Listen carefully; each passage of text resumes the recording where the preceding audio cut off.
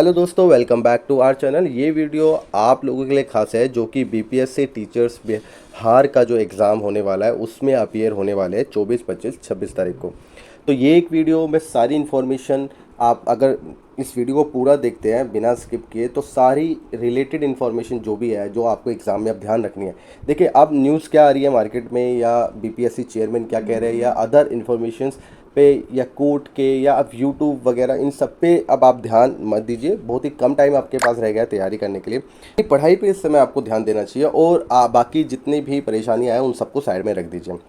बस ये वीडियो एक लास्ट वीडियो आप ये सोच के देख लीजिए, क्योंकि एग्ज़ाम की जो तैयारी आप कर रहे हैं वो एग्ज़ाम में कोई ऐसी गलती आपसे ना हो जाए जिसकी वजह से जो तैयारी है या जितना भी आप परेशानी इस एग्ज़ाम के लिए उठा रहे हैं और ये सारी धरी की धरी रह जाए। तो सबसे बड़ी बात जो आपको एग्ज़ामिनेशन में ध्यान रखनी है, ड्यूरिंग एग्ज़ामिनेशन या एग्ज़ाम से पहले या एंट्री के समय या घर से चलते वक्त आपको किन किन बातों का ध्यान रखना है एग्ज़ाम के लिए जब आप जाएंगे। तो पूरी बातें, सारी ए टू जेड जो भी बातें हो सकती है मैं इस वीडियो में डिस्कस करूँगा। लास्ट तक वीडियो देखना, और वीडियो पसंद आती है तो अपने भाइयों के साथ, बहनों के साथ, दोस्तों के साथ ज़रूर शेयर करना, ताकि उनको भी किसी भी प्रॉब्लम का जो है कोई भी प्रॉब्लम एग्ज़ाम टाइम पे फेस ना करनी पड़े। सबसे पहले ये जो आप नोटिफिकेशन आप देख रहे हैं, ये घोषणा पत्र, ये बीपीएससी के द्वारा ही एक ऑफिशियल वेबसाइट के द्वारा जारी किया गया है। इसमें ये जो घोषणा पत्र है किन किन लोगों को भरना है, क्या सबको भरना है या कुछ एक लोगों को भरना है, इसके बारे में मैं आपको वीडियो में लास्ट में बताऊंगा। बस आप ये घोषणा पत्र देख लीजिए। इसमें आपको अपनी फ़ोटो भी चिपकानी है, कलर फ़ोटो चिपकानी है, सिग्नेचर करने हिंदी और इंग्लिश दोनों में, और साथ ही में ये लेकर जानी है 24 तारीख को जब आपका एग्ज़ाम होगा, या मतलब जब भी आपका एग्ज़ाम होगा। तो ये आप 3-4 कॉपी करा के रख लेना, जितनी आप वो कराएंगे ना, दूसरी कॉपी जो एडमिट कार्ड की, उतनी कॉपी इसको करा के रखना, क्योंकि बार बार हो सकता है ज़रूरत पड़ेगी। ठीक है। बाकी इससे रिलेटेड जो बात है कि किन किन को भरना है मैं लास्ट में बताता हूँ। उससे पहले हम कुछ इन्फॉर्मेशन जो एग्ज़ाम से रिलेटेड है वो बात करते हैं यहाँ पे। देखिए, ये जो नोटिफिकेशन है ये पुराना नोटिफिकेशन है, पर पिछले कुछ एक दिनों में, कुछ हफ्तों में बीपीएससी के द्वारा बहुत सारे नोटिफिकेशन जारी किए गए, कॉरिजेंडम पास किया गया है। लेकिन उन सबका जो है निचोड़ मैं यहाँ पे आपको बताने वाला हूँ। सभी में से जो मेन पॉइंट्स है जिसका ध्यान आपको रखना है 24, 25, 26 को, उसके बारे में हम यहाँ बात करें। देखिए, इसमें जो मेन बात है, एग्ज़ाम के लिए नेगेटिव मार्किंग नहीं है, ये आप लोग को पता है। लेकिन एक चीज़ जो नेगेटिव मार्किंग, क्योंकि ये अब डिसाइड किया गया है और एग्ज़ाम पेपर जो है पहले से छपे नहीं शुरू हो गए थे, तो एग्ज़ाम पेपर में आपको वहाँ पे दिखाई देगा कि नेगेटिव मार्किंग रहेगी, इतने नंबर की रहेगी। लेकिन इसको आप लोगों को इग्नोर करना है, और आप अपने दिमाग का यूज़ करके, अगर आप लोग चाहते हैं कि कुछ चांस लेना कि भाई 4 में से कोई क्वेश्चन आता ही नहीं है, तो आप ये सारा ही आपको करना है, सारे के सारे क्वेश्चन आपको करने हैं, क्योंकि नेगेटिव मार्किंग इस बार नहीं है बिल्कुल भी। ठीक है, ये कॉरिजेंडम पास किया था, पर वही कन्फ्यूज़न वाली बात रहेगी कि जब एग्ज़ाम पेपर में आप देखेंगे वहाँ पे लिखा हुआ है नेगेटिव मार्किंग है, और ये बात वाली आपको फिर वहाँ परेशानी ना हो, इसलिए मैं ये चीज़ क्लियर कर रहा हूँ कि नेगेटिव मार्किंग नहीं रहने वाली है। वहाँ पे लिखा ज़रूर होगा, लेकिन जब आंसर्स यानी कॉपीज़ चेक होगी आपकी, तो वहाँ पे नेगेटिव मार्किंग कंसिडर नहीं किया जाएगा। एक और जो आवश्यक सूचना बीपीएससी द्वारा दी गई थी, जिसके तहत उन्होंने बताया था कि एक तो 24 से 26 एग्ज़ाम होना है, और जो करेक्शन करनी है ई एडमिट कार्ड में, उससे रिलेटेड बात भी उन्होंने बताया था कि 18 से 20 के बिटवीन जो है वो लिंक ओपन किया जाएगा। ठीक है, लोगों ने कर लिया है वो काम भी। अब हम बात करते हैं कि जो ये नियमावली के अनुसार ये एक अभ्यर्थी 3 बार ही परीक्षा में भाग ले सकते हैं। मतलब जो बिहार भर्ती नियमावली है, उनकी जो सर्विस रूल है उसके अकॉर्डिंग भर्ती के, कि 3 बार ही परीक्षा में जो है भाग ले सकते हैं। अगर आप मान लीजिए 2 बार भाग ले चुके हैं और अब आपको लगता है कि आप जो है तैयारी आपकी ठीक नहीं है। वैसे देखिए, बहुत ज़्यादा नौकरी है, बहुत कम कैंडिडेट है। चाहे प्राइमरी में ही भी हम बात करें 8 लाख कैंडिडेट है, फिर भी बहुत कम कैंडिडेट है, और उसमें से बीएड वाले हटेंगे तो और कम कैंडिडेट हो जाएगा, क्योंकि 70,000 वैकेंसी है। मतलब यहाँ पे आप ये मान लीजिए 5 में से 1 की नौकरी तो पक्की है। तो ये तो कंपटीशन अभी है ही नहीं बहुत बड़ा। अगर कंपटीशन की बात करें, केंद्रीय विद्यालय कंपटीशन की बात करें, 6,000 वैकेंसी है, और लगभग 4-5 लाख कैंडिडेट हो गए, 2.5 लाख कैंडिडेट तो हो गए ही हो गए। तो आप वहाँ पे देख लीजिए कितने गुना लोग जो है अप्लाई कर रहे हैं। तो आप ये मान के चलिए आपको बहुत अच्छी नौकरी मिल रही है और बहुत कम कंपटीशन में। तो मौका नहीं छोड़ना है। फिर भी मैं बताना चाहता हूँ, अगर किसी को ऐसा लगता है कि उनकी तैयारी बिल्कुल भी नहीं है और नेक्स्ट अभी वैकेंसी जो आने वाली है उसके लिए वो तैयारी काफ़ी ठीक से कर पाएंगे अगर उनको कुछ और समय मिलेगा, तो आप एग्ज़ाम में अपीयर होते हैं तो फिर आपके 3 चांस हो जाएगा और फिर आप नेक्स्ट टाइम अपीयर नहीं कर पाएंगे एग्ज़ाम में।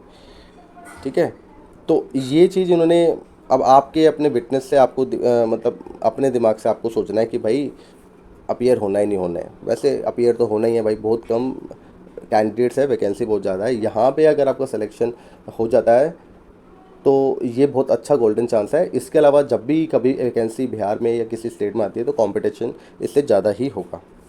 अब हम बात करते हैं इसके अलावा एक और इन्होंने कुछ बात बताई, जो ऐसे कैंडिडेट हैं जिनके एडमिट कार्ड में फ़ोटो तो ठीक है लेकिन उसमें प्रिंट ठीक नहीं है या कोई और दिक्कत है, या प्रिंट जब वो कर रहे हैं एडमिट कार्ड का तो फ़ोटो वाली जगह में फ़ोटो आ ही नहीं रही है, ऐसी प्रॉब्लम हो रही है। तो ऐसे कैंडिडेट्स के लिए जो है बीपीएससी ने कहा है कि वो 24 तारीख को एक घोषणा पत्र, जो कि अभी मैंने सबसे पहले वीडियो में आपको दिखाया था, इसका लिंक भी मैं कमेंट्स में प्रोवाइड कर दूंगा डाउनलोड करने के लिए। बाकी ये जो घोषणा पत्र जो मैंने सबसे पहले वीडियो स्टार्ट होते ही आपको दिखाया था, वो घोषणा पत्र जो है आप लोगों को भर के ले जाना है। ठीक है, उसमें फ़ोटो भी चिपकानी है, कलर फ़ोटो, एंड उसको सत्यापित भी कराना है आपको गजेटेड ऑफिसर से, राजपत्री पदाधिकारी से अभी प्रमाणित रंगीन फ़ोटो चिपकाए गए, यानी कि फ़ोटो को आपको अटेस्ट करवाना पड़ेगा। ठीक है, और ये जो वेबसाइट यहाँ लिखा है यहाँ पे भी आप जाके उसको डाउनलोड कर सकते हैं। तो 24 तारीख को जब आपका एग्ज़ाम होगा, ज़रूरी नहीं 24 को, 25 को भी, 26 को भी, तो आप ज़्यादा से ज़्यादा कॉपी बनवा के रखना, 3-4 कॉपी, एंड साथ ही में कलर फ़ोटो और उस पर अटेस्ट करवा लेना अधिकारी से। इसके अलावा यहाँ पे देखिए 4th लाइन, तो अच्छा ये चीज़ समझ में आ गई होगी कि ये जो घोषणा पत्र है उन लोगों को लेके जाना है जिनकी फ़ोटो क्लियर नहीं है या प्रिंट नहीं निकला उनकी फ़ोटो का, या कोई और टेक्निकल मिस्टेक है और फ़ोटो में, तो उस वजह से फ़ोटो का सत्यापन करवा के घोषणा पत्र आपको देना पड़ेगा और घोषणा पत्र पे फ़ोटो चिपकानी पड़ेगी। साथ ही में एक इम्पॉर्टेंट खबर ये है कि भाई अगर आपको लगता है कि आपकी फ़ोटो क्लियर आ रही है ना, पर हो सकता है इन्विजिलेटर जो चेक करेगा, आपको एंट्रेंस देगा एडमिट कार्ड पे, उसको अगर डाउट हुआ तो फिर वहाँ पे आपको एंट्री नहीं देगा, परेशान कर सकता है वो जो भी होगा कैंड। तो उस वक्त आप इधर उधर घूमोगे और फ़ोटो कभी कहीं जाओगे अटेस्ट करवाने और समय भी आपके पास नहीं रहेगा।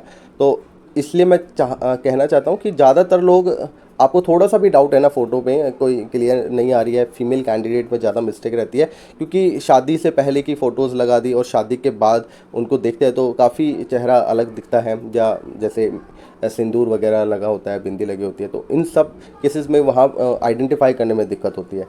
तो वो कैंडिडेट्स या ऐसे कैंडिडेट जिन्होंने बहुत पुरानी फ़ोटो लगाई है, उस केस में तो आप लोग थोड़ा ये चीज़ को थोड़ा अपने आप से डिसाइड कर लेना कि आपकी फ़ोटो बहुत क्लियर है तो दिक्कत नहीं है, लेकिन अगर आपको थोड़ा सा भी डाउट है तो आप लोग ज़रूर घोषणा पत्र लेकर जाना, क्योंकि लेके जाओगे तो कुछ नहीं होगा, नहीं लेके जाओगे और फिर मांग लिया तो दिक्कत हो जाएगी। इसके अलावा 4th पॉइंट में लिखा है, जो आपके ई एडमिट कार्ड है उसमें 2 रंगीन फ़ोटो आपको चिपकानी है, दोनों एक ही में नहीं, एक में एक चिपकानी है, क्योंकि हर बार 2 कॉपी लेके जानी पड़ेगी ना, जब आपका 2 दिन एग्ज़ाम है, हर रोज़ 2-2 कॉपी लेके जानी पड़ेगी।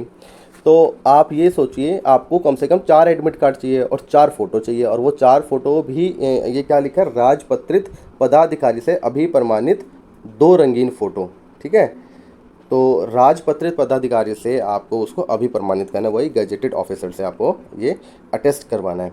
और फ़ोटो को अटेस्ट करवा के एक तो आप अपने एडमिट कार्ड पे चिपका लेंगे, और एक फ़ोटो जो एडमिट कार्ड जो आपको वहाँ पे देना है, जो आपका एग्ज़ाम सेंटर है जहाँ पे आपका एग्ज़ाम होगा, एक उनके लिए लेके जाना है, और वो लोग साइन वाइन करवा के एक कॉपी वो रख लेंगे। तो एक फ़ोटो वहीं पे चिपकानी है जैसा यहाँ पे लिखा है। ठीक है, बाकी वो एग्ज़ाम सेंटर पे थोड़ा डिपेंड करता है वो क्या करते हैं, पर लिखा है कि निर्दिष्ट स्थान के बगल में चिपकाएगा। दूसरा फ़ोटो ई प्रवेश पत्र के कार्यालय प्रति में संबंधित परीक्षा पर केंद्राधीक्षक के समकक्ष जो है चिपकाएगा, यानी फेविकोल वगैरह लेके जाना, फेविस्टिक, या वहीं पर आपको मिल जाएगी, और वहीं पे एक फ़ोटो आपको चिपका के उनको देनी है, साइन वाइन करके शायद, और वो भी अटेस्ट होनी चाहिए फ़ोटो। ठीक है, ऐसे ही नेक्स्ट डे जब पेपर होगा आपका, 2 दिन पेपर है, तो दूसरे दिन भी यही सीन रहेगा। तो इस चीज़ के लिए आप अभी से थोड़ा ध्यान रखना। देखिए, गजेटेड ऑफिसर कोई भी गवर्नमेंट ऑफिसर्स, जैसे कि कोई डॉक्टर है MBBS, तो सरकारी डॉक्टर वो सब अटेस्ट कर सकते हैं, या किसी भी जो उच्च स्कूल का जो होता है, यानी कि हाई स्कूल या सीनियर सेकेंडरी स्कूल की अगर हम बात करें तो उनके प्रिंसिपल्स अटेस्ट कर सकते हैं ये, तो बड़ा इजीली आपको मिल जाएगा। और भी कोई ग्रुप ए ऑफिसर्स जो होते हैं वो सभी इसको अटेस्ट कर पाएंगे, तो आप अटेस्ट ज़रूर करवा लेना। एंड इसके अलावा बात करें आपके टाइमिंग की, तो टाइमिंग जो है देखिए, जो सुबह 10 बजे का पेपर है ना, मॉर्निंग में जो पेपर होगा वो 10 बजे है, तो 10 बजे से 1 घंटा पहले 9 बजे एंट्रेंस बंद हो जाएगी। तो आप ये मत सोचना 8:30 बजे पहुंच जाएंगे, आधे घंटे में तो एंट्री हो ही जाएगी, ठीक है।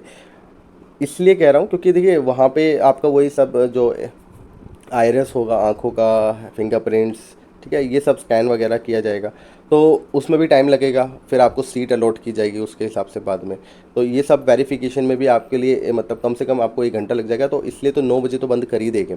इसके अलावा 9 बजे से कम आप कोशिश करना 1.5 घंटा पहले तो पहुँचना ही पहुँचा है, 1.5 से 2 घंटा पहले, चाहे वहाँ पर बैठना ही क्यों ना पड़े आपको, पर 1.5 से 2 घंटे पहले आपको पहुँचना है। और जैसे ही एंट्री शुरू होती है, एंट्री लगभग 1.5 घंटे पहले शुरू हो जाएगी, 2.5 घंटे पहले, तो आप लोग 2.5 घंटे पहले अगर एंट्री शुरू होती है तो उसी वक्त अपनी एंट्री ले लेना, बाहर बैठ के वेट मत करना बाद में एंट्री का। यहाँ पे एक और इन्होंने आवश्यक सूचना जारी करी थी जिसमें बताया था कि परीक्षा प्रारंभ होने से 1 घंटा पूर्व तक ही परीक्षा केंद्र में प्रवेश की अनुमति दी जाएगी, अभी मैंने आपको बताया था, और 1 घंटा पूर्व प्रवेश बंद कर दिया जाएगा। परीक्षा अवधि की समाप्ति के पश्चात, अब परीक्षा पूरा हो गया, मान ली 10 बजे आपकी एंट्री हुई और आपका पेपर हो गया, उसके बाद 2 घंटे में फिर आपको इमीडिएटली आफ्टर एग्ज़ाम, या तो कोई कहता है मेरा जल्दी पेपर हो गया मेरे को जाने दो, बिल्कुल नहीं जाने देंगे, या फिर बेल भी लग जाती है, टाइम ख़त्म भी हो जाता है, तो भी आपको क्लास से नहीं निकलने देंगे। कम से कम आपको आधा घंटा तो और वेट करना ही पड़ेगा, क्योंकि वो सील वगैरह जो है पूरा करवा कर ही आपको वहाँ से निकलना है। जब तक पेपर सील नहीं हो जाएगा, आप लोग विटनेस नहीं दे देंगे, उसके बाद आपको वहाँ से निकलने दिया जाएगा, ठीक है।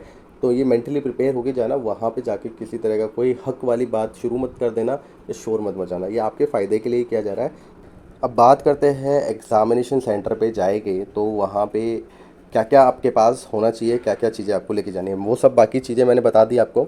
इसके अलावा आपके पास एडमिट कार्ड, वो भी 2 कॉपी होनी चाहिए, ठीक है, अटेस्टेड होना चाहिए, फ़ोटो एक पे लगी हो, एक फ़ोटो वहीं पे चिपकानी है जाके।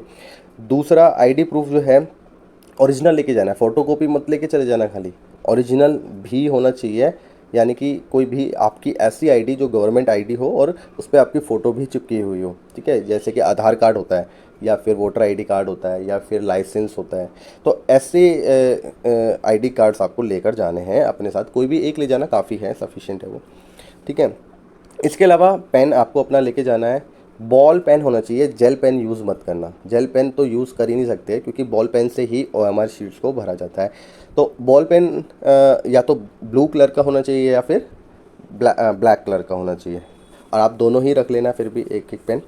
उसके बाद अपना पासपोर्ट साइज़ फ़ोटो एक्स्ट्रास रख लेना, और वो भी अटेस्टेड वाले, और कुछ विदाउट अटेस्टेड वाले 4-5 फ़ोटोज़ आपको लेकर जानी पड़ेगी साथ में।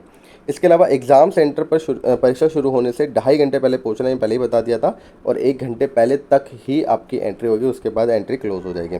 घोषणा पत्र बता दिया है, सबको ही लेके जाना है, उन्हीं कैंडिडेट्स को लेके जाना है जिनको अपनी फ़ोटो के क्लियर होने पर डाउट है, ठीक है। और जितना डाउट रखोगे उतना ज़्यादा ठीक रहेगा। अगर आप लोग ज़्यादा कॉन्फिडेंस में चले गए कि नहीं हमारी फ़ोटो साफ़ है, और वहाँ पे कैंडिडेट को अगर अंदर एंट्री नहीं मिलती है फिर इसके भी आप फिर तो आप परेशान हो जाओगे। इसलिए ये चीज़ एक्स्ट्रा बेशक से रख ही लेना, ठीक है। रख लोगे तो कोई दिक्कत नहीं है, आपको ये नहीं है कि रोक लेंगे आप ये क्यों लेके जा रहे हैं, पर अगर नहीं होगा और फिर दिक्कत हो जाएगी आपको, और उन्होंने मांग लिया तो, ठीक है।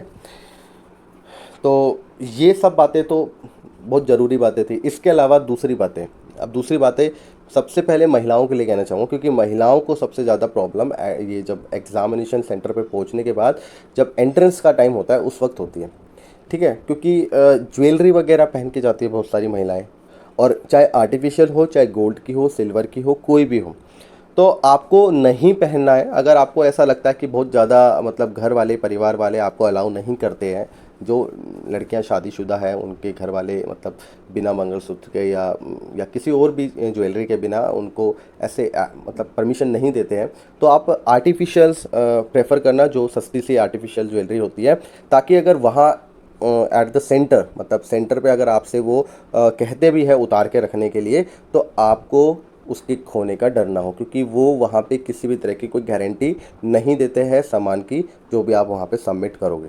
और सबमिट करने देंगे या नहीं देंगे, क्योंकि वो तो हर एक सेंटर पे डिपेंड करता है कि वहाँ पे वो इस चीज़ के लिए कोई एक जगह देते हैं रखने के लिए, क्या वहाँ पे कोई इस तरह की व्यवस्था है या नहीं है, या फिर बाहर कुछ ऐसे दुकान वगैरह शॉप वाले भी ये शुरू कर देते हैं, एक दिन का जो काम शुरू कर देते हैं, बिजनेस बना लेते हैं।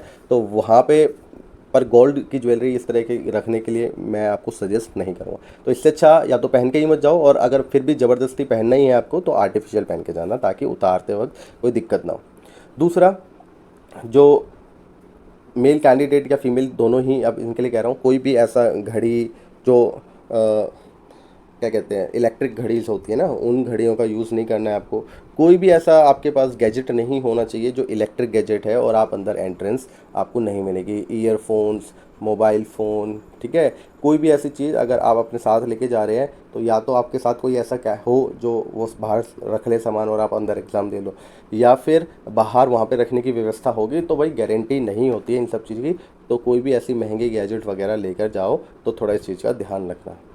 शूज़ वगैरह भी अगर हो सके तो अवॉइड करना, चप्पल पहन लेना, स्लीपर्स वगैरह या फिर सैंडल पहन लेना, ताकि मतलब किसी तरह का कोई भी ऐसा, जूते पहनने से क्या होता है ना, कुछ चीट वगैरह रख के अंदर ले जाने का एक रास्ता रहता है, तो वो सब उसमें ना पॉसिबल हो।